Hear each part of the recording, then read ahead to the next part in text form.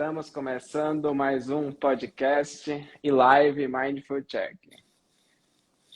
Vamos lá, Gabi, agora chamar o Dr. Hoje nós Fabiano. temos a honra de receber o nosso primeiro convidado aqui no Mindful Check, o nosso 10º episódio.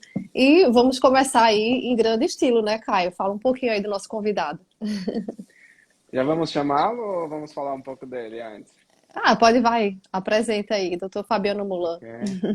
Dr. Fabiano Mulan, colega e amigo da gente, um grande neurologista aqui de São Paulo. Sim. Ele é formado pela Universidade Federal de São Paulo, neurologista, preceptor da mesma universidade, especialista em neurologia da cognição e comportamento. Isso, Tem o e eu acho. Instagram, o @Dr. Fabiano Mulan.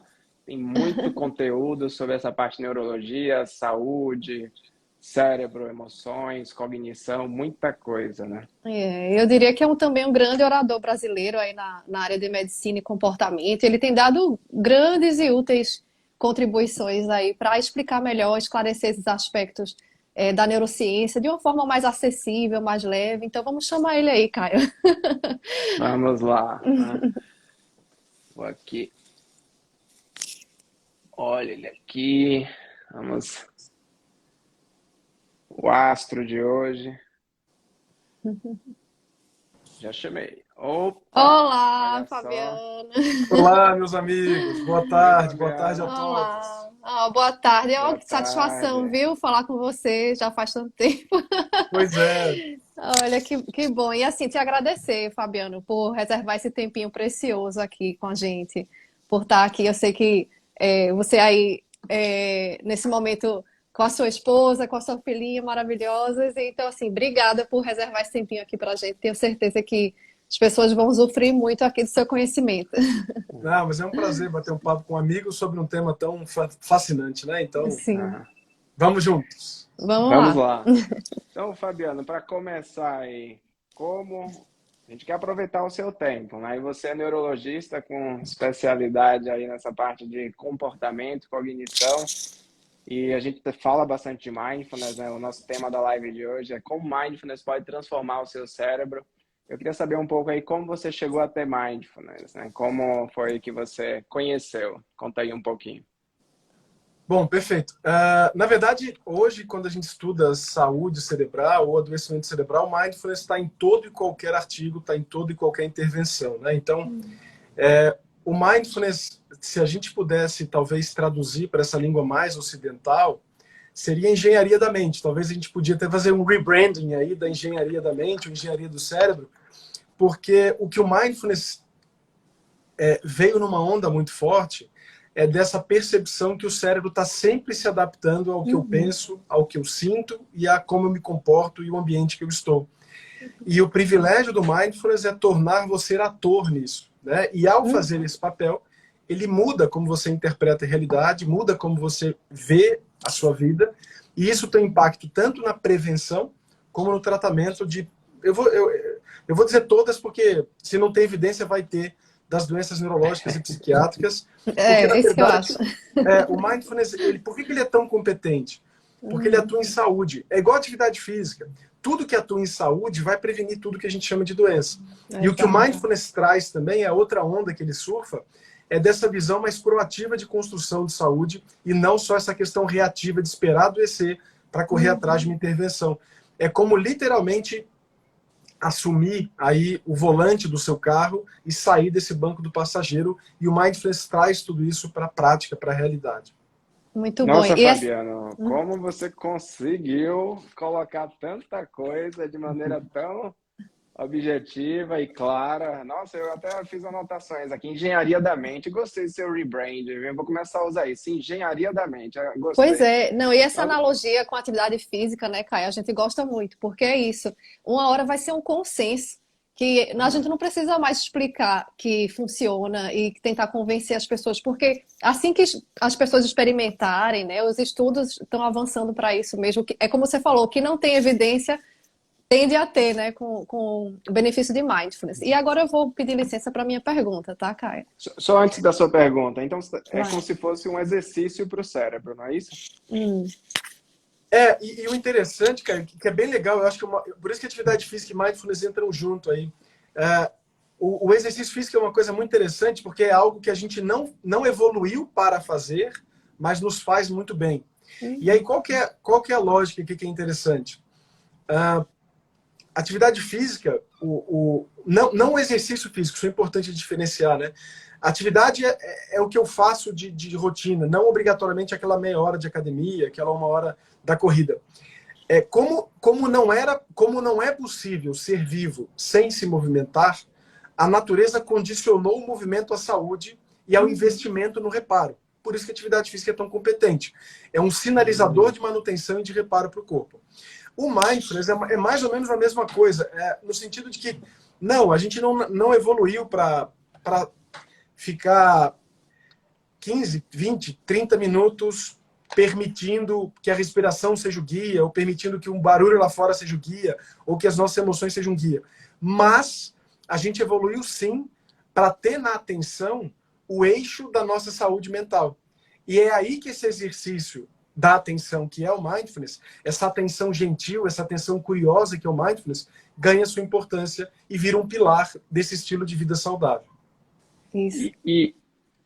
Nossa, Gabi, desculpa, vai lá. Depois eu faço a minha pergunta. A gente fica ávido aqui, para perguntar, olha só. Porque a atenção, eu vou deixar essa pergunta já, eu vou deixar a Gabi, porque sendo gentil e educada, eu queria saber depois porque a atenção é o eixo, né, dessa saúde.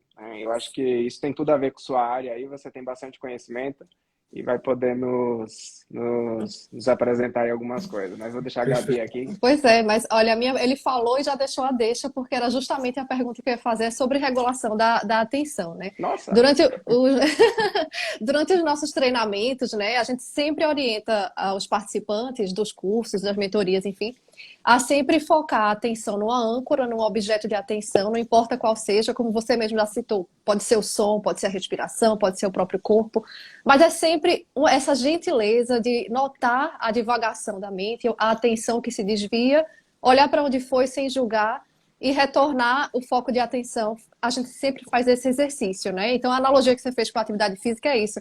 A gente treina o bíceps com repetição. E o treino da atenção, a gente também enfoca nessa repetição com gentileza. Então, a minha pergunta é assim, sobre essa regulação da atenção como habilidade cognitiva, como é que você explicaria, aí como neurologista, o funcionamento do cérebro nesse processo? Realmente é possível treinar a atenção dessa forma? Sem dúvida, Gabi. Então, isso é bem importante. Assim, tem uma frase bonita que é: me digas em que prestas atenção e te direi quem és. Olha, vou anotar isso aí. A atenção é o que você seleciona do ambiente para trazer para dentro do seu corpo, do seu cérebro.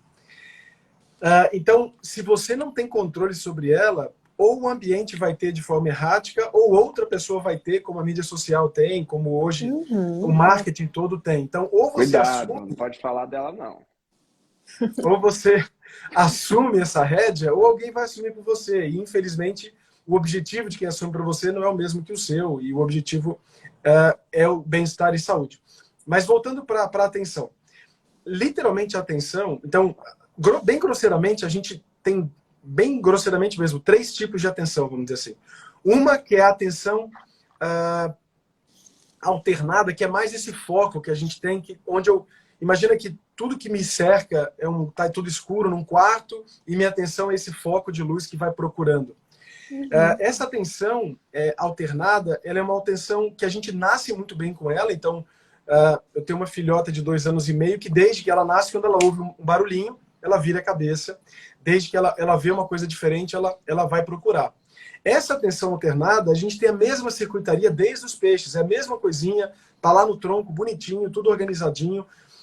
Tem a ver com áreas emocionais, como uma parte do mesencéfalo que fica aqui no meio, que fica bem no meiozinho dele. É tudo mais ou menos parecido. Essa atenção é fácil, ela é espontânea, eu não preciso de treinamento. Mas ela é só uma das funções da atenção. A segunda atenção, e talvez a mais importante para o bem-estar... Então seria, desculpe, uma coisa mais automática, né? Essa atenção alternada. Isso, que é o que qualquer coisa... É o que você terceiriza para a mídia social quando você abre ela sem intenção. A gente vai falar depois sobre a importância da intenção, que tem tudo a ver com mindfulness, né? O mindfulness tem a ver com atenção, e depois a intenção. Isso é super importante para tudo, inclusive mídia social, para saber se você usa a mídia ou a mídia te usa, mas isso é outra conversa. A atenção mais importante que tem a ver com sucesso profissional ou com competência, ou várias competências, inclusive que a gente vai na literatura até filosófica e religiosa, que a gente chama de sabedoria, tem tudo a ver com a atenção sustentada, que é a capacidade de eu voluntariamente dizer não para todo o resto, porque isso é importante. A atenção sustentada não é dizer sim, é dizer não para todo o resto e escolher estar aqui. Ignorar a pressão da cadeira no meu bumbum, ignorar a temperatura do ambiente, ignorar se eu estou me vendo, e aí depois a gente fala sobre dicas, inclusive, sobre o quão contraproducente é se ver o tempo todo como eu estou me vendo agora, porque eu fico querendo mexer no meu cabelo, ver se está legal ou não está, isso é péssimo para discussão, mas o importante é que essa atenção sustentada, ela precisa ser treinada, até porque ela depende da área do cérebro, que é a última a se desenvolver, e, portanto, é a mais susceptível ao ambiente e as escolhas que meu pai e minha mãe fizeram sobre a minha educação e sobre o que eu faço com ela depois, que é essa parte da frente atrás da testa, que é esse pré-frontal, que tem tudo a ver com essa relação direta com, de novo, que vai permitir o equilíbrio cognitivo, afetivo e comportamental, que aí fecha o ciclo, né? Então, quando eu estou bem comigo, eu consigo estar bem com você e consigo estar bem com todo. É esse triplo foco do Daniel Goleman que acaba ajudando a gente a sincronizar, só é possível sincronizar, só é possível equilibrar se eu estiver atento ao que preciso equilibrar. E é por isso que a atenção é tão fundamental e tão básica para tudo isso. Muito bom. Fabiano, então você está falando do córtex pré-frontal, né? Que tem essa função aí de gerenciar, né, todos esses estímulos, né? Considerar, direcionar o foco para o que é importante, inibir o que não é tão importante, né? Me fala um pouquinho disso aí, aproveitando que você está... Não, legal. E aí você tocou na terceira atenção que eu nem cheguei a falar, mas você falou nela, que é esse gerenciador. Então, tem aquele foco que vai onde sua cabeça aleatoriamente faz, tem esse foco que é onde você escolhe, e tem esse por trás, que é esse cara que maneja essa mesa de operação para saber, vou por esse lado, agora está na hora disso. Que mistura bastante, sem querer complicar, mas que é com função executiva, né? Que é essa capacidade de gerenciamento, que é essa capacidade de administrar, que é essa capacidade de resolver problemas, de hierarquizar o que eu devo prestar atenção primeiro. Mas isso tudo é que a gente dá o nome de atenção para várias facetas diferentes do cérebro. Sim. E elas se misturam, né? Então, a atenção vai se misturar com memória de trabalho, que se mistura com memória de longo prazo. A atenção se mistura com função executiva, que tem a ver com resolução de problemas. A atenção se mistura com a competência afetiva, que tem a ver com essa conversa do corpo com o cérebro. Por isso que ela é fundamental, por isso que o Mindfulness é tão genial, por isso que o Buda, por isso que toda essa tradição indiana, tibetana, chinesa é tão gigantesca. Esses caras foram baitas neurocientistas porque eles perceberam que esse é o caminho. E aí eles foram mais inteligentes ainda. Eles começaram pelo reflexo básico, universal, que é a respiração. Olha que ideia interessante. Assim. Simples, né? A sua estimativa de vida, Caio, é de 2 minutos. Toda vez que você respira, você amplia mais 2 minutos, mais 2 minutos, mais 2 minutos, mais 2 minutos. Nossa, a respiração é o que te permite levar aos 90 anos, aos 200 anos. Não existe 90 anos, existem cada respiração que te traz literalmente vida. E esses caras foram geniais para unir isso que pode ser filosófico, religioso, poético, com algo concreto, pragmático, desse bem-estar que você começa, por que não? Prestando atenção na respiração que você tá, como é que seu diafragma tá, como é que tá o abdômen, como é que tá a narina, como é que tá tudo. Então é muito genial essa ideia toda, essa trajetória do Mindfulness, até porque o Mindfulness já foi um desdobramento de tradições muito mais antigas, né?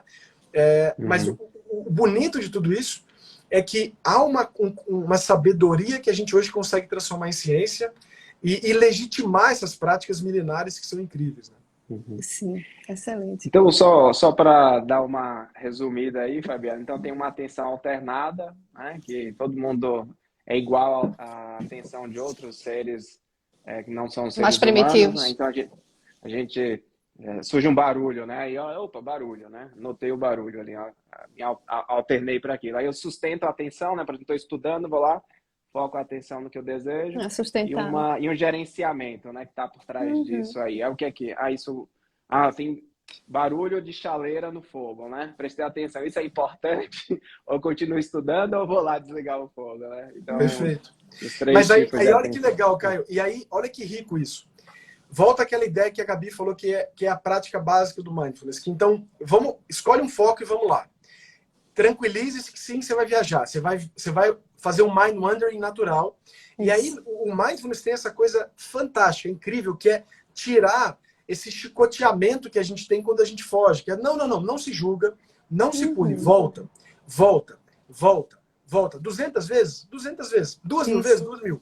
Hoje são 200, amanhã vão ser 100. Daqui a 2 semanas vão ser 20. Daqui a 2 meses não vai ser 1, 2 ou nenhuma. Isso, você vai pegando intimidade com o funcionamento da mente, né? E começa a não julgar você, porque tem muita gente que chega, né, Fabiana, querendo parar os pensamentos. Eu quero parar, eu quero suprimir as emoções. E mindfulness, a proposta é justamente o oposto, é a gente se aproximar, a gente fazer Perfeito. amizade com os pensamentos, abrir espaço para as emoções, não é? Muito Perfeito. bom. E dar conta disso, né, Gabi? Então, o legal do Mind, isso é bem legal. Aí deixa eu falar uma coisa bem neurológica, Claro. isso é bem interessante. A gente consegue medir em bits. Então, literalmente, igual uma memória RAM, que você lá tem bits por segundo, quanto literalmente de processamento de informação uma mente normal, uma mente ansiosa e uma mente mindfulness processa. Isso é muito legal.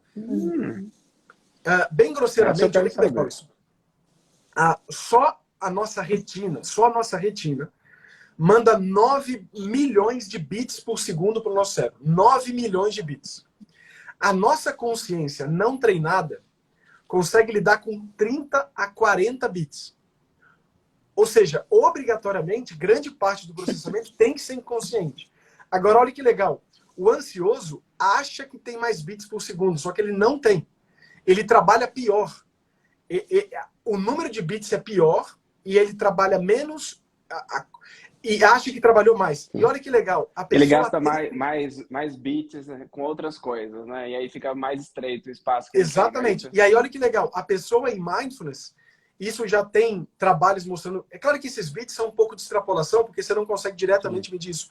Mas a expectativa é que no mindfulness você consiga chegar até 100 bits por segundo ou mais, mas aqui e agora.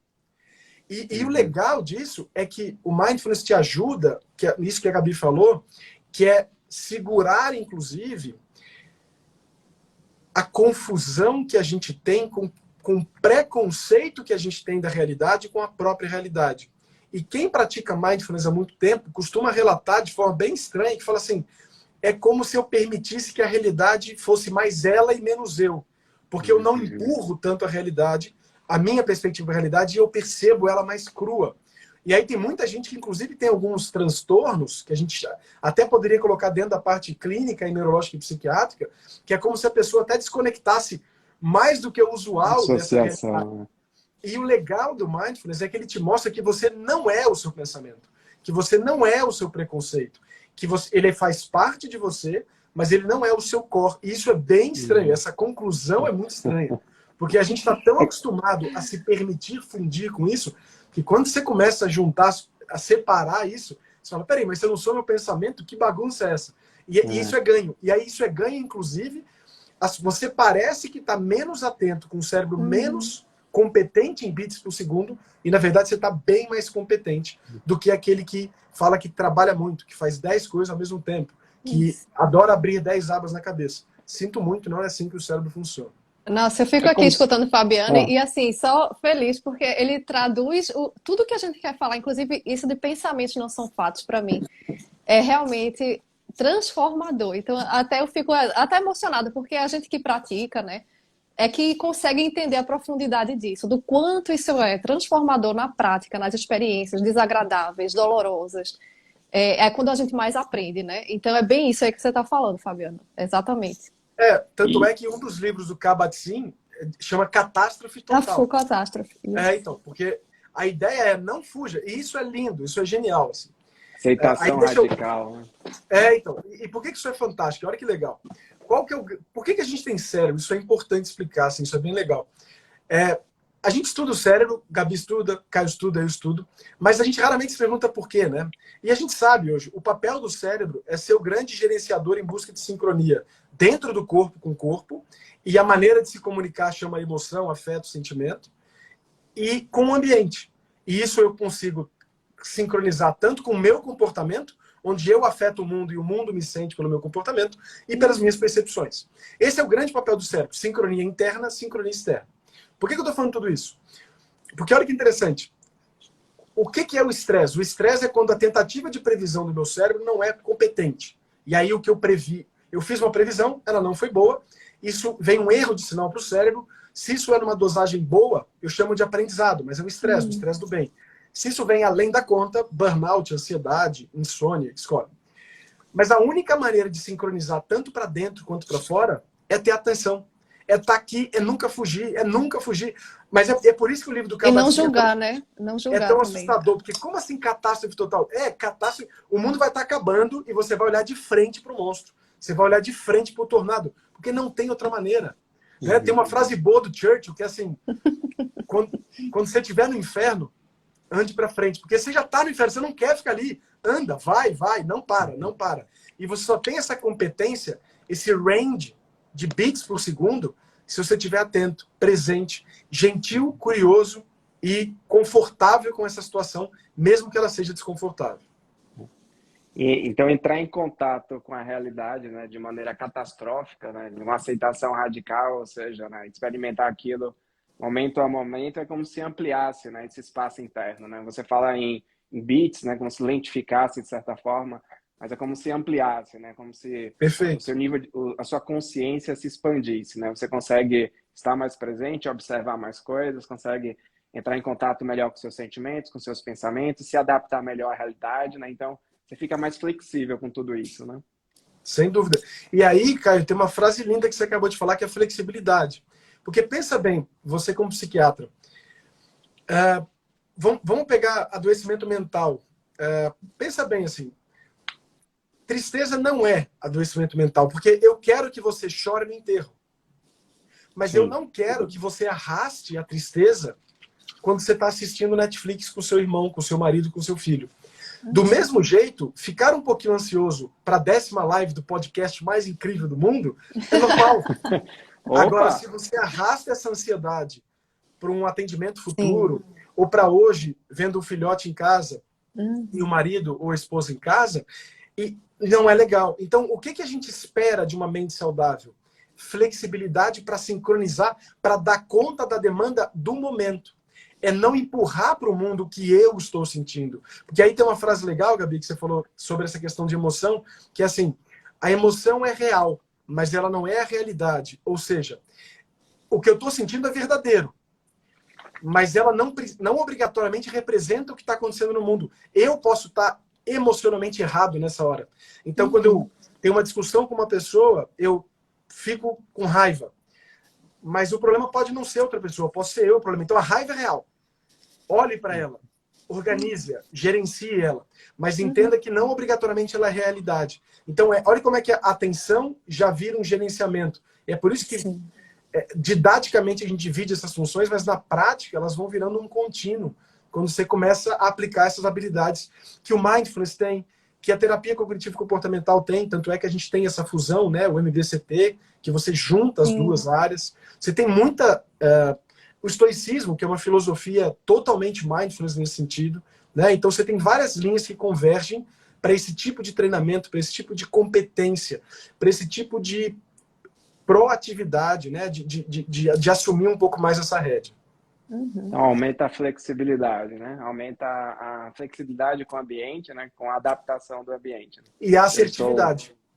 E a ação mais assertiva, né? Que aí tem tudo a ver com qualquer transtorno mental, né? E aí eu acho que talvez você esteja querendo dizer que com o adoecimento de maneira mais ampla, né? Então, e o adoecimento é uma restrição de realidade. Pensa, o meu rim parou de funcionar, eu sou dialítico. Se eu não dialisar, eu morro. Isso é uma restrição da minha potência. Quando eu estou saudável mentalmente, eu tolero da felicidade à tristeza. Não que isso seja um único eixo, mas vamos dizer isso. Quando eu estou adoecido, deprimido, eu estou preso na tristeza. Quando eu estou em mania, eu estou preso. Não é bem felicidade, mas vamos grosseiramente colocar aqui. Quando eu estou deprimido, eu me perco aqui na apatia. Quando eu estou ansioso demais, eu estou preso demais aqui em cima. Então, todo adoecimento é uma restrição de flexibilidade e assertividade, cara. Isso é muito comum na depressão, né? A depressão tem essa impotência em alguns fenômenos. Então, isso é importante de entender. E como que o mindfulness, com essa aparente simplicidade, é tão potente, porque ela vai no ponto, ela vai no eixo, exatamente o que sustenta tudo isso. Por isso que a danadinha é tão fantástica. Solta, né? Eu acho que algumas pessoas têm essa impressão de que quando começam a meditar sentem uma leveza, uma sensação de estarem mais soltas, né? Mais livres. Você falou muita palavra estar preso, né? Você está preso àquela angústia, está preso àquela situação, está rígido com aquilo, né? Então aumenta a flexibilidade nessa prática simples, mas muita profundidade, né? Caio, eu vou Gabi, aproveitar aí o gancho, porque ele começou a falar desses transtornos, e eu acho que isso interessa muita gente, não é? Porque se você não sofre com isso, você conhece alguém que sofre, né? E principalmente com o aumento da expectativa de vida. Então, a minha pergunta é o seguinte: sobre o treino das habilidades de mindfulness, se a gente pode, com esse treino, melhorar a saúde do cérebro no que diz respeito à capacidade de memória. Então, será que mindfulness ele poderia prevenir o declínio cognitivo, o desenvolvimento de doenças neurodegenerativas como Alzheimer, Parkinson? Como é que isso seria possível? Eu vou complementar, né? E dizem que o cérebro de um meditador que de muitos anos é mais jovem, né? Uma pessoa tem 80 anos e o cérebro é mais jovem, tem 60 anos. Se isso tem a ver ou não. Ou se é verdade. Tem. Tudo. Então, isso é bem interessante, assim. Os trabalhos de prevenção, Gabi, como você sabe, eles são mais complexos e mais longos, né? Então, hoje a gente não tem grandes trabalhos prospectivos. A gente tem trabalho retrospectivo ou trabalho simplesmente transversal, e eu pego aquela população de idosos, vejo quem medita há quanto tempo. Sim, isso não é a melhor evidência. São mais difíceis, né? E aí, assim, a gente não consegue dizer causalidade nesse tipo de estudo, mas bem grosseiramente. Se a gente juntar tudo que a gente tem, esses vários estudos diferentes, retrospectivos, transversais, prospectivos, a gente pode dizer sim, com um sim grande aí, que o mindfulness, que a meditação, tem poder, sim, de prevenir. O que a gente já tem evidência? E aí é legal que isso é bem interessante também. Infelizmente, tanto nós médicos como na cultura, a gente divide essas doenças por especialidade, como se a osteoporose e a sarcopenia fosse do geriatra, o Alzheimer é do neuro do psiquiatra, a insuficiência cardíaca ou o infarto é do cardiologista. Todas essas doenças têm literalmente as mesmas bases fisiopatológicas, que passam por estresse crônico, que passam pelo sedentarismo, que passam pela dieta inadequada, que passam pelo isolamento social, por uma alimentação inadequada, pelo abuso ou uso de drogas, etc, etc. O mindfulness tem a competência para prevenir o Alzheimer, e aí o Alzheimer tem mais evidência do que as outras doenças. O Alzheimer e as doenças vasculares, que incluem AVC, infarto, insuficiência cardíaca, a gente tem mais evidência com mindfulness. Por quê? Olha que interessante. Com o Alzheimer, a evidência é direta por um motivo simples. Só existe a possibilidade de memória adequada se eu prestei atenção para formar a circuitaria adequada e o rastro adequado para trazê-la de volta. Mas mais do que isso, o mindfulness ajuda a construção de novas conexões e novos neurônios na área mais sensível do envelhecimento, que é o hipocampo, que é a área que mais da memória, sim. A memória do Alzheimer. Por outro lado, como eu estou sincronizado por estar atento, eu reduzo a produção de estresse, eu reduzo o estresse crônico. Esse low-grade inflammation, essa inflamação de baixo grau, que está relacionado a câncer, ao endotélio inflamado que acumula placa, ao acúmulo e à irritação dos neurônios para acumular o amiloide e o tal no Alzheimer. Então, são vários mecanismos diferentes que o Alzheimer ativa, tanto diretamente no cérebro quanto indiretamente, através do sistema autonômico, através da minha adrenal, através de tudo isso, mudando a função do meu endotélio. Como é que meu endotélio... Então, o meu endotélio é mais reativo ou menos reativo depois de meditar? Ele é mais reativo, ele é mais flexível. Então, a gente está falando de flexibilidade mental, mas literalmente escolhe o órgão e ele vai estar mais flexível depois da meditação. A gente tem menor... quem medita, exatamente por essa redução, costuma ter mais controle e mais organização postural, o que vai reduzir sarcopenia e osteoporose. Tem uma série de benefícios diretos e indiretos que vêm da prática. Por isso que é tão interessante isso, porque o mindfulness nos ajuda, inclusive, a parar com essas divisões que são arbitrárias e muito mais cômodas do que reais. Por exemplo, tanto da saúde como da doença. Está muito mais conectado. Mente e corpo, né? E um todo, né? Dos órgãos todos. E o quanto eu dependo de mim, do outro, da conexão social, como eu dependo do meu sono. E tudo isso. E a gente sabe, quem faz mindfulness dorme melhor. Quem dorme, limpa as proteínas que se acumulam para fazer o Parkinson e o Alzheimer. Porque eu só limpo essas proteínas dormindo, através de um sistema que a gente descobriu há menos de 10 anos. Quando nós fizemos faculdades, na hora que a gente nem é tão velho assim, não existia sistema linfático no cérebro. Hoje existe. Só que ele é um sistema virtual que se abre à noite, porque o astrócito diminui, criam canais virtuais que são drenados quando eu faço aquela progressão de REM e não REM. E quem medita, até antes de dormir, ou faz o escaneamento corporal, dorme melhor, tem fases mais profundas do sono e drena mais essas proteínas, que são a proteína do Parkinson, da esclerose atrofia, da afasia primária progressiva, que ficou famosa agora com o Bruce Willis, e por aí vai. Então, olha como é que a coisa toda vai se encaixando se a gente olhar mais 360 graus. Nossa, e é esperar só os estudos validarem tudo isso, né? É só questão de tempo aí. Mas já tem, né? Assim, a gente talvez precise apertar pequenos eixos aí fisiopatológicos, mas a grande maioria desses dados que eu dei já são fatos científicos hoje. Claro que o bom da ciência é que a gente nunca está certo, a gente está menos errado. Então, a gente está menos errado em afirmar que o Mind fez tudo isso. Mas, felizmente, a nossa chance de erro é cada dia muito menor, porque a quantidade de artigos bem feitos, com qualidade, publicados em grandes revistas, é incrível hoje. Então, isso ajuda a legitimar a prática de uma forma inédita. Né? Então, Fabiano, só para eu...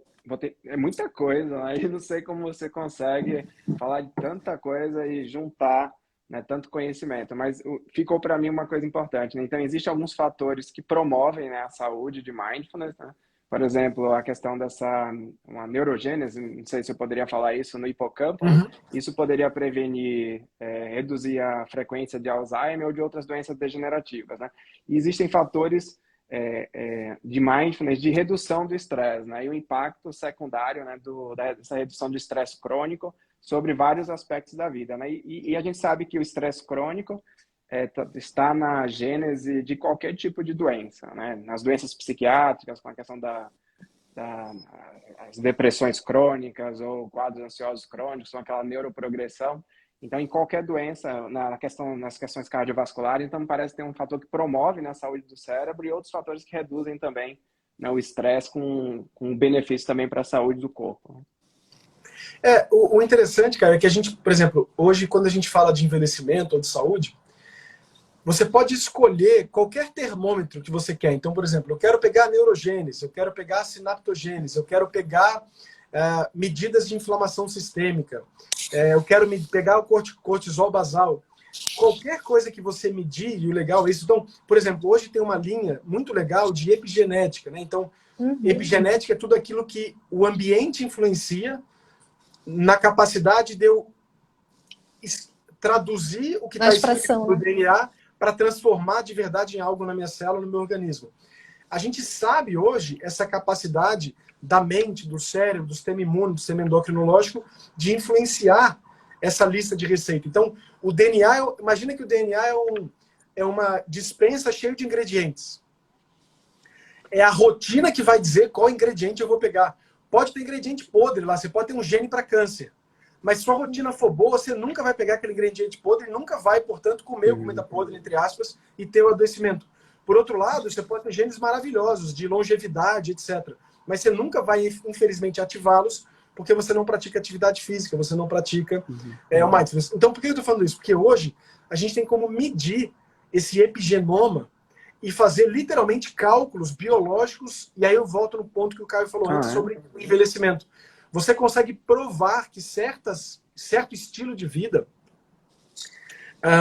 literalmente, sua idade cronológica é de 50 anos e sua idade biológica é de 36 anos, ou o contrário, de 72. Né? Esses testes ainda são caros, eles não são hoje usados na prática, porque, na verdade, vamos dizer que é um termômetro claro que a maioria sabe. A maioria de nós sabe muito bem se o estilo de vida está adequado ou não. A gente sabe.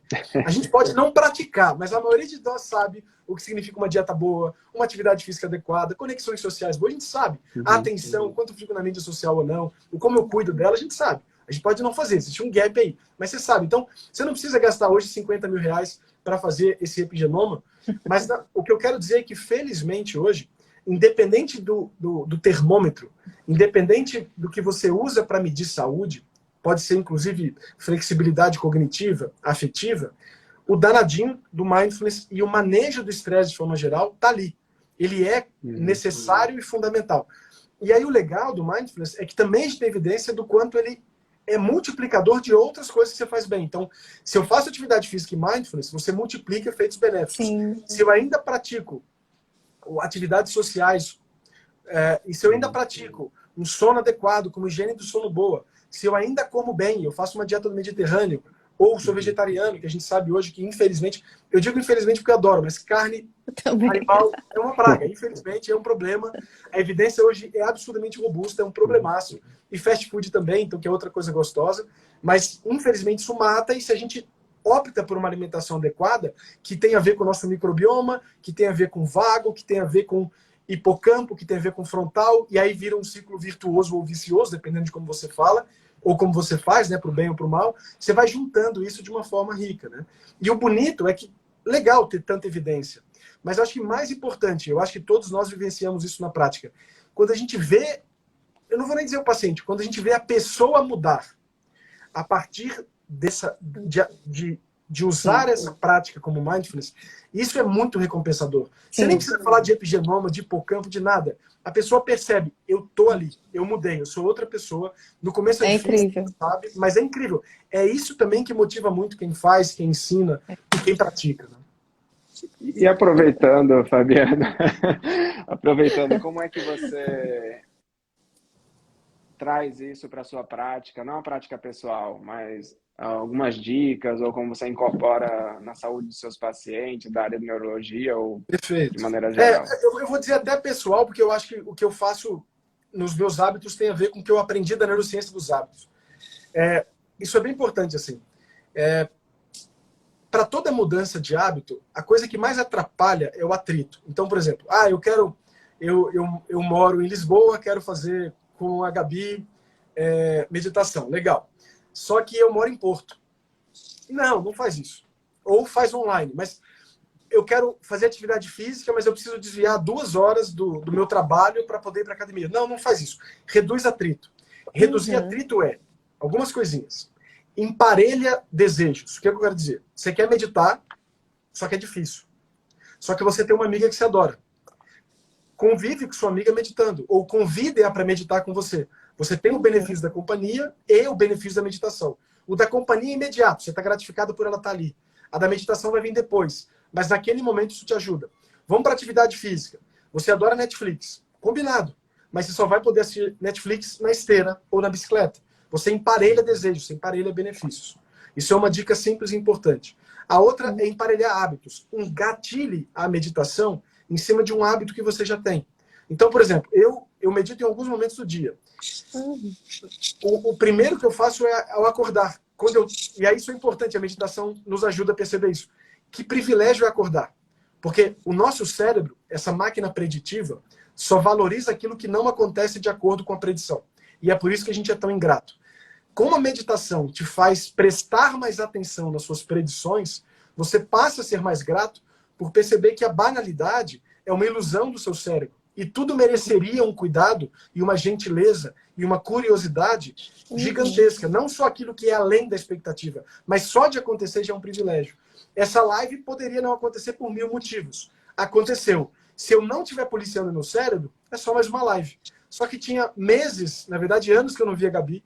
1 ano pelo menos que eu não vi o Caio. E isso não é bobeira. Isso é um privilégio gigantesco estar aqui agora fazendo. Mas eu preciso policiar meu cérebro para não cair na banalidade. Mas aí volta no que eu queria dizer.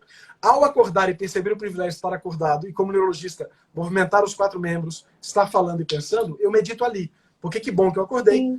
eu já faço ali. Depende do dia, eu faço menos ou mais. Às vezes é só um escaneamento corporal, às vezes são 10 respirações focadas. E uma coisa que eu sempre faço que me ajuda, eu quebro um pouco a meditação. Na hora do almoço, por exemplo, eu normalmente de manhã estou na universidade, de tarde no consultório. É um outro funcionamento, é um outro mindset, vamos dizer assim. E aí eu medito 30 segundos que seja, 1 minuto que seja. Eu largo a universidade, aquilo que não precisa mais estar comigo, sincronizo com o consultório e a tarde vai muito melhor. Eu chego no final do dia muito menos cansado, muito melhor, até o último passeio do dia. Eu estou muito mais com ele e não estou arrastando. A minha curiosidade é assim, enquanto estamos praticando mindfulness, durante a prática, como é que as áreas do cérebro elas respondem a essa prática e como é que isso, se tornando regular, né, um meditador regular, um praticante frequente, como é que isso repercute nas estruturas do cérebro e como é que isso muda a vida da pessoa que pratica, vamos dizer assim. Perfeito. Só mandar um beijinho para a Paulinha que entrou aí. Paulinha, um beijo. E se você puder conectar com essa questão do sentido, que eu acho que você fala muitas vezes sobre esse sentido da vida e como isso é importante até para o cérebro. Tá, deixa eu começar pelo final, então, que eu acho que junta bastante coisa, isso é bem legal. Olha que interessante, Caio.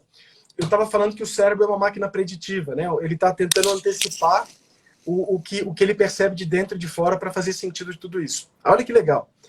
Ter um propósito forte, ter um ikigai, né? Que é a palavra japonesa bonitinha de por que você acorda de manhã, por que ela é tão competente e tão organizadora?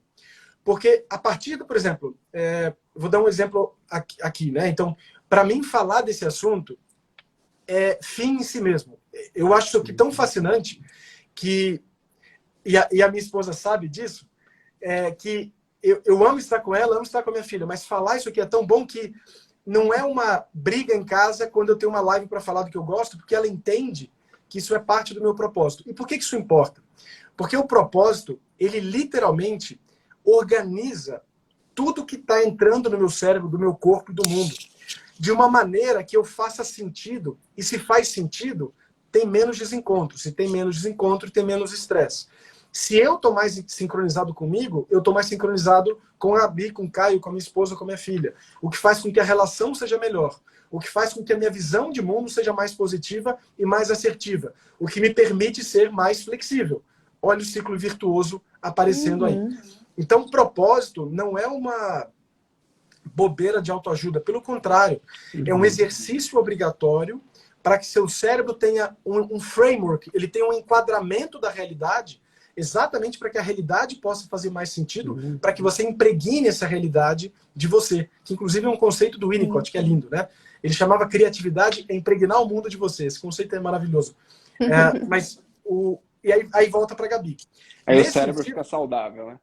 Como um todo, né? Então, literalmente como um todo. E aí volta, Gabi, isso é bem interessante. Quando a gente medita, tem várias mudanças que acontecem. E isso também é bem rico. De toda maneira que você olha o cérebro muda ao meditar. Então, por exemplo, na ressonância funcional, eu estou medindo o fluxo de oxigênio. Na verdade, o fluxo sanguíneo e o que carrega de oxigênio. Muda. Quando eu faço a magneto-eletroencefalografia, eu estou vendo a atividade magnética do cérebro. Muda. Quando eu faço o eletroencefalograma, muda. Quando eu vejo só a estrutura da ressonância estrutural, o cérebro muda. Quando eu faço estimulação magnética transcraniana para saber a facilidade com que esse pulso passa pelo cérebro, muda. Então, e além da percepção da pessoa mudar e do comportamento mudar. Então, de novo, independente do termômetro, também para avaliar a mudança, o cérebro muda. O que se estudou mais? As áreas mais relacionadas tanto ao estímulo afetivo quanto atencional. Então, bem grosseiramente, o que a gente mais vê é mudança. Isso é bem interessante. O frontal, esse dorso lateral, ele fica mais forte, mais bonito. A sua amígdala, que fica aqui na frente, não é a amígdala da garganta que a gente tirou, que a Gabi já tirou. Que eu já tirei muitas. Não é essa amígdala aqui da garganta. Apesar Opa, da gente essa saber não dá. apesar de a gente saber, né, Gabi, que ela hoje é mais seria importante bom do que a tirar gente presumia também. Sim, sim. Já não se tira bom bem tirar de menos. todo mundo, mas a nossa amígdala, que no ansioso fica forte, porque o ansioso, isso é bem legal. Então, o que a amígdala faz? Isso é bem interessante. A amígdala é um filtro inconsciente da valência do momento. É positivo ou negativo. O cérebro tem uma inclinação para o negativo. E no ansioso ou no sobrecarregado, o seu cérebro literalmente passa a inclinar tudo para o negativo. Então, sua amígdala fica fortona. Quando você medita, a amígdala diminui de tamanho, porque ela é menos ativada. Você para de novo de empurrar para o mundo o seu mundo interno, e você deixa o mundo ser mais cru, ser mais natural, ser mais um mundo de verdade. Então, a amígdala diminui... Não é tão assustador, não é, Fabiano? Eu acho que essa é a grande percepção da realidade, né? Ela não é tão assustadora, né? A nossa amígdala gosta de exagerar, né? Intensificar, né? De antecipar, de presumir o pior, né? Que é o ciclo vicioso do ansioso. O Epíteto, né? Que é aquele filósofo estoico, ele falava 90% dos problemas que eu me preocupei na vida nunca aconteceram, né? Então, e aí volta para um outro conceito legal, que é o conceito de dose, né? Então, de novo, voltando àquela ideia da flexibilidade, ser um pouco ansioso para antecipar o futuro e me organizar é importante. Agora, se eu perco a dose, não vai ser legal.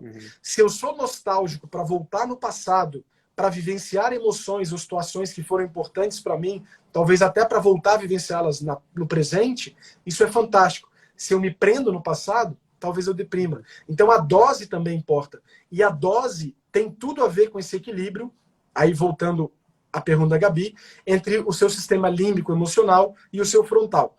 Essa divisão ela é muito arbitrária e ela não é real. Não existe essa dicotomia no cérebro, é um grande espectro. Mas aí, para terminar, uma terceira área que muda muito na meditação é a ínsula, né? A ínsula é uma área que a gente ignorou na faculdade, nossos professores nunca falavam dela, e ela é fundamental para essa interocepção. Então, traduzindo, exterocepção é tudo que eu percebo de fora. Interocepção é tudo que eu percebo de dentro. E a gente é muito analfabeto para as percepções internas. E existe uma escolarização para essa alfabetização interna. Uma das maneiras se chama mindfulness. E quando eu crio essa alfabetização emocional, eu literalmente melhoro a parte do cérebro que faz essa leitura, que é a ínsula, que fica embaixo aqui do frontal, temporal e parietal. Então, são várias áreas. Tem estudo que mostra que o corpo caloso, que é esse conjunto de fibras que passa de um lado para o outro, muda. Depende muito do que você quer ver. Como eu falei, o aumento de sinapses, o aumento de neurônios no hipocampo, o frontal muda, mas o frontal muda na parte da sabedoria e do equilíbrio, não na parte hiperexcitada da ansiedade, que é o ventro medial e o frontal, que tem a ver lá com a amígdala e com o símbolo anterior também. Então, é muita coisa. É praticamente tudo, aí acaba mudando um pouquinho. Só que a parte boa é que muda para melhor. E a gente pode dizer para melhor, porque literalmente, de novo, qualquer parâmetro a curto e longo prazo que você olha, as pessoas são mais saudáveis, mais felizes, mais sincronizadas com elas mesmas, com as pessoas que a cercam e com o ambiente que a cercam também. Sim. Muito bom. E aí, Caio, Gabi? olha, eu queria fazer uma pergunta, pode ser? Ele falou aí na ínsula, né? Eu acho que Pode. deu abertura aí para a gente também falar dessa coisa da consciência corporal, né? Porque eu acho que os estudos também vêm mostrando isso, né? Que comprovando que a gente que pratica, a gente tem essa sensibilidade maior, a gente consegue até antecipar uma emoção, um sentimento, enfim, com essa consciência corporal, né? Parece que a emoção, o sentimento começa a ter uma assinatura nessa consciência corporal, né? E eu queria te ouvir falar um pouquinho sobre isso, porque a gente pratica no escaneamento corporal, a gente pratica quando foca a atenção nas sensações físicas da respiração, na prática da caminhada, do alongamento consciente. Então, é uma prática central em mindfulness. Por que que a gente insiste tanto nessa coisa da consciência corporal? Como é que isso pode ser benéfico para a regulação emocional, né? Talvez as pessoas não façam esse link aí. Legal, então fantástico. E aí volta para aquela conversa que a gente fez. O cérebro existe para cuidar do corpo. Ponto. Não o contrário. Hoje a gente coloca o cérebro num pedestal e a gente acha que se a gente transplantar o cérebro para outro corpo, a gente vai ter a mesma consciência. Isso está errado, completamente errado.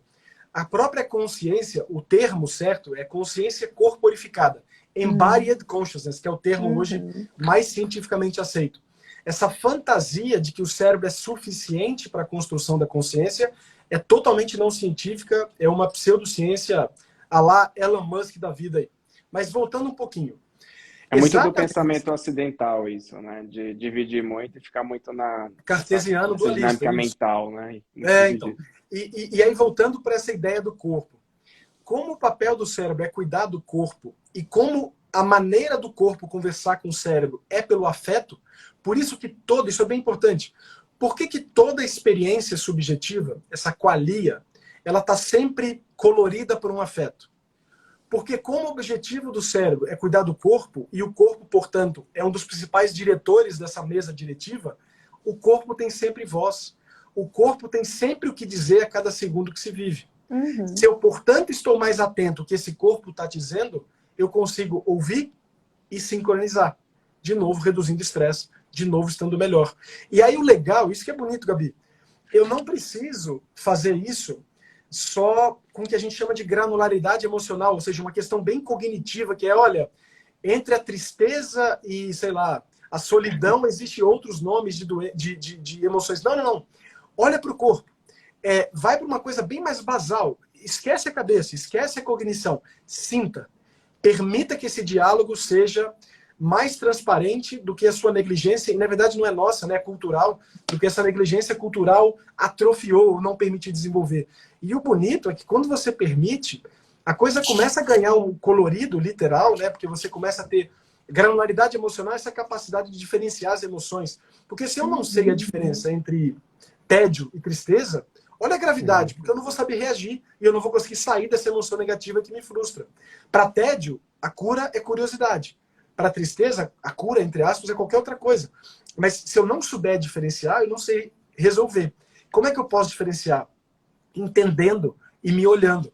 E aí começa pelo corpo, sempre começa pelo corpo, Gabi. Por isso que essas práticas e o mindfulness tem esse pilar do corpo, e é, de novo, genial, né? Porque ele consegue, de forma clara e de forma indireta, melhorar esse bate-papo, mesmo que você não saiba que é para isso. Você está só prestando atenção se sua panturrilha está dura ou não. Você está só prestando atenção se seu pé está ardendo ou não. Mas sem querer querendo, você está treinando essa sincronia inteira, esse diálogo interno inteiro, que infelizmente a gente ignorou. Pensa o que a escola faz. Ela ensina tudo daqui para fora, nada daqui para dentro. O que o mindfulness faz é olhar aqui para dentro, é ser uma escola daqui para dentro. E o que acontece? Muda aqui para fora naturalmente. Fabiano, você falando da conexão entre esses aspectos da mente, né, os aspectos emocionais, coloca a emoção como essa ponte entre essa dinâmica interna, né, de pensamentos, ideias, e o corpo, né, com o objetivo de gerar uma adaptação à realidade, né? Então, a emoção conecta, se a gente pudesse pensar e simplificar, esses aspectos, essas ideias, esses conceitos, dá um colorido e conecta com o corpo, com o objetivo de gerar uma certa adaptação, né? E aí eu me recordo que a própria natureza da palavra emoção vem de movimento, né? Então, acho que lá atrás já se pensava nisso, né? De que o objetivo final é gerar uma ação, né? Perfeito. Uma sincronia. Flexível, uma sincronia, né? Gostei muito Perfeito. Muito bom. Estamos chegando ao fim. Sim, aí, pois né? é. Olha, a gente tem que liberar o Fabiano, senão a esposa dele e a filhinha daqui a pouco vão gritar aí por ele. A filhinha já chegou aqui, ó. Pois é. Já chegou. Olha, obrigada, Fabiano, obrigada. Vou rever isso aqui, né? Porque é muito útil, inclusive, para as pessoas que estudam com a gente mindfulness, e a gente ganha mais ferramentas para com o teu conhecimento para trazer esse respaldo científico, né, que conquista as pessoas e que a gente sabe que só tem a se desenvolver e dar mais respaldo, tornar esse respaldo mais robusto, né, para que a gente no futuro não precise mais convencer ninguém desses benefícios, né? Isso vai ser um consenso, assim como é a atividade física, como você falou muito bem. Então, só tenho a agradecer. Muito obrigada mesmo. Foi um prazer. E, nossa, Fabiano, eu aprendi muita coisa hoje, ou as conexões que você faz realmente são bem flexíveis, né, e abrangentes, né? Talvez por essa prática aí de aumentar essa consciência aí. Muito bem, eu vou rever essa live umas 2 vezes. Inspiração. Foi inspirador. Obrigada. Um prazer, meus amigos. Espero revê-los fisicamente, não só pela Também. Claro. Venha para Lisboa. Boa tarde. Vou. Obrigado a todos que assistiram aí. Um beijão. Tchau. Tchau.